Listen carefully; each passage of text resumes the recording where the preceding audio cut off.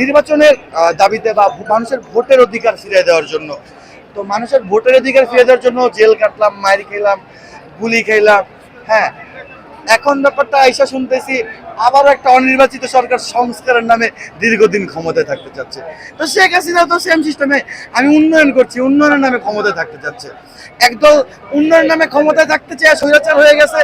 আরেক দল ব্যাপারটা হলো সংস্কারের নামে ক্ষমতায় থাকতে চাচ্ছে। তো ব্যাপারটা সিমিলার।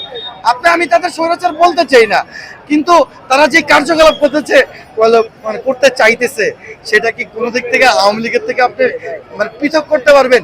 তারা আওয়ামী লীগ থাকতো উন্নয়নের নামে বলে ক্ষমতা দীর্ঘায়িত করছে, আর তারা সংস্কারের নামে ক্ষমতা দীর্ঘায়িত করতে চাচ্ছে। তারপর ব্যাপারটা হলো তারা যেই কার্যকলাপগুলো করতেছে, হ্যাঁ, তো এগুলা তো কোনোভাবেই ব্যাপারটা হলো সংস্কার মানে করার জন্য তারা খুব তাড়াহুড়ো করছে এরকম না।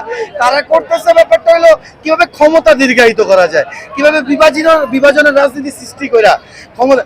এই যে তারা যে বিভাজনটা সৃষ্টি করতেছে, তাতে কি হবে? হ্যাঁ, আওয়ামী লীগ ফিরে আসবে। আজকে এই সরকারে যারা দায়িত্ব নিচ্ছে বা উপদেষ্টা মন্ডলীর দায়িত্ব যারা আছে, তারা ম্যাক্সিমাম ব্যাপারটা দ্বৈত নাগরিকত্ব। হ্যাঁ, তারা বিদেশ থেকে এসেছে, বিদেশ থেকে আইনা বিভিন্ন লোককে দায়িত্ব দেওয়া হচ্ছে। তাদের তো কোনো ভাই দায়ভার নাই, তারা তো দেশে থাকবে না। যদি আজকে দেশের কিছু হচ্ছে, তারা আবার বিদেশে চলে যাবে। কিন্তু এই যে আমরা মানে মারামারি করে রক্ত দিয়া, হ্যাঁ, জেল কেটে সংগ্রাম করে এই শেখ হাসিনা সরকারের সরাইলাম, শেখ হাসিনা যদি আবার ফিরে আসে, সবচেয়ে বেশি বিপদে পড়বো যারা আমরা রাজপথে লড়েছি, যারা আমরা সরকারের বিরুদ্ধে কথা বলছি, আমরা বিপদে পড়বো। তারা কিন্তু বিপদে পড়বে না। তো যাদের এনে এই সরকার তাদের ক্ষমতা দীর্ঘস্থায়ী করতে চাচ্ছে, ওই আশিক চৌধুরী বলেন, তারপর আরো কিছু ওই যে করিডোর দিয়ে দিল, হ্যাঁ, তো তাদের তো কোনো ব্যাপার স্যাপার নেই আওয়ামী লীগ ফিরুক আর না ফিরুক। এই যে হামিদকে পালানোর সুযোগ দিয়ে তারা গ্রেফতার করে নুসরাত ফারিয়াকে।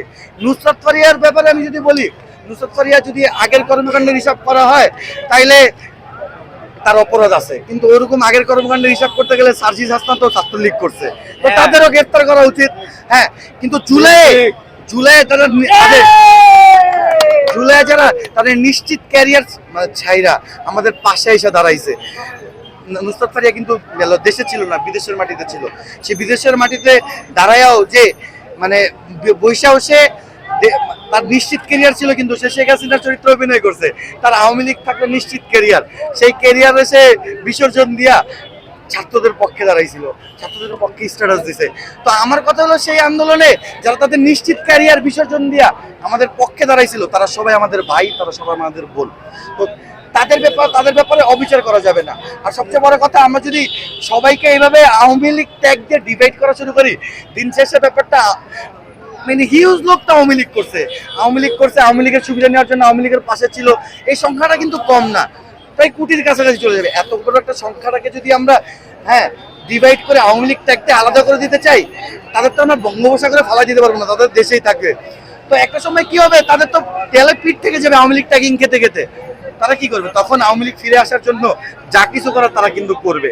তো এভাবে আওয়ামী লীগ ট্যাগিং না করে যারা আসলেই এই জুলাই আন্দোলন বা গত 17 বছর এই সাধারণ মানুষের উপর ভোটের অধিকার, ভাতের অধিকার কাইরা নিছে, তাদের বিচার করা হোক। যারা এই জুলাই আগস্টে ছাত্রদের নির্বিচারে হত্যা করার মাস্টার মাইন্ড ছিল, তাদের বিচার করা হোক। হ্যাঁ, অযথা ব্যাপারটা হলো যে আই ওয়াশ করার জন্য, হ্যাঁ, কিছু ব্যক্তিকে গ্রেফতার করে ব্যাপারটা হলো মানুষের আয়স করে সবাইকে ডিভাইড না করে দিয়ে, এখন আমাদের প্রয়োজন ঐক্য। আওয়ামী লীগ যাতে ফিরে না আসে, সেই ঐক্যটা আমাদের খুব বেশি প্রয়োজন ভাই। আওয়ামী লীগ যদি ফিরে আসে, আমরা কিন্তু সবাই মারা না পড়লেও অনেক বিপদে পড়বো।